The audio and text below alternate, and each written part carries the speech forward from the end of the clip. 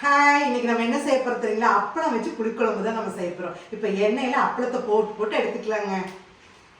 குட்டி குட்டி அப்பளம்னா 5 போட்டுக்கலாங்க. பெருசா இருந்தா ஒரு 3 போட்டுக்கலாங்க.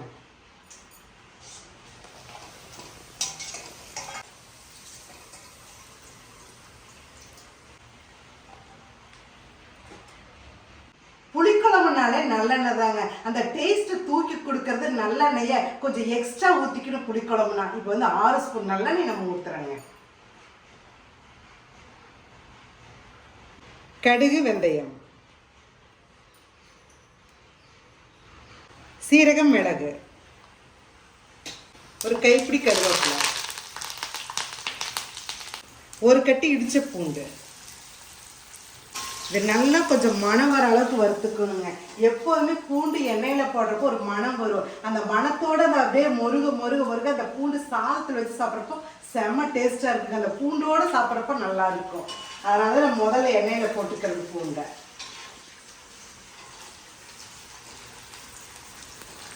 பொடி பொடியாக நறுக்கணும். சின்ன வெங்காயம் 20,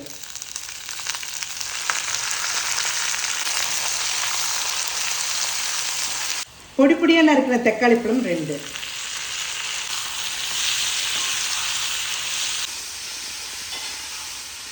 மஞ்சத்தூள், அளவான கல்லுப்பு. இந்த உப்பு எதுக்கு தெரியுங்கன்னா முதல் போடுறது, இந்த சின்ன வெங்காயம் தக்காளி நல்லா வதங்கிறதுக்கு. உப்பு போட்டால் இன்னும் நல்லா வதங்கிக்குங்க, அதனால் போட்டுக்கிறதுங்க. 1 ஸ்பூன் வரமிளகாய் தூள், 2 ஸ்பூன் கொத்தமல்லி தூள்,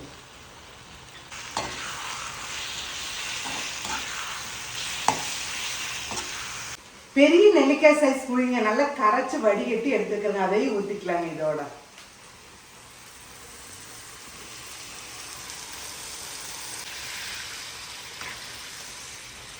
லைட்டாக வேணுங்கிற அளவுக்கு தண்ணி ஊற்றிக்கோங்க. நல்லா கொதிச்சு அது சுண்டி அது எண்ணெய் திரண்டு வருங்க.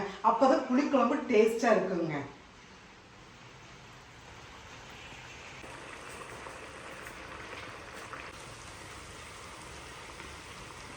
இப்போ நிறைய பேர் கேட்குறாங்க, என்ன புளிக்குழம்புலாம் வச்சா வெள்ளமெல்லாம் ஆட் பண்ணுறீங்கம்மான்னு. ஆனால் இந்த புளிக்குழம்பு இந்த மாதிரி துவையல் அந்த மாதிரிக்கெல்லாம் வெள்ளம் சேர்த்துனா டேஸ்ட்டு நல்லாயிருக்கும். குழந்தைங்க ஒரு பிடி சாப்பாடு அதிகமாகவே சாப்பிடுவாங்க. அதனாலங்க 2 துண்டு வெள்ளத்தை இந்த புளிக்குழம்புல சேர்த்திக்கலாங்க. பாருங்க, ஊற்றுன நல்லெண்ணெய் அப்படியே திரண்டு வருது பாருங்க. இது பார்க்குறப்பவே எப்படா சாப்பாடு போட்டு சாப்பிடலான்னு எனக்கு தோணுதுங்க. அளவான பெருங்காயத்தூள் ஆட் பண்ணிக்கலாங்க. புளிக்குழம்பு ரெடிங்க. இது அப்பளத்தை அப்படியே பொடிச்சுட்டு போட்டுக்கலாங்க.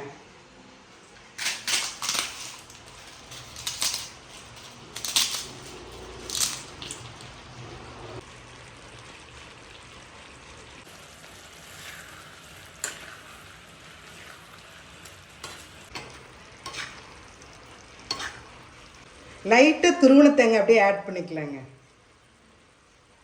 பாருங்க, அப்பள புளிக்குழம்பு ரெடிங்க. இதை நீங்கள் பார்த்தீங்கன்னா எப்படா நம்ம செஞ்சு சாப்பிடலாங்கிறத உங்களுக்கு தோணுங்க. நீங்கள் செஞ்சு சாப்பிட்டு எப்படி இருக்குன்னு கமெண்ட்ஸ் பண்ணுங்க. இந்த அப்பள புளிக்குழம்பு நம்ம டேஸ்ட் பார்த்துடலாங்களா? இப்போ சாத்து மேலே எடுத்துங்க. இந்த அப்பள புளிக்குழம்பு அப்படியே வச்சுக்கலாங்க.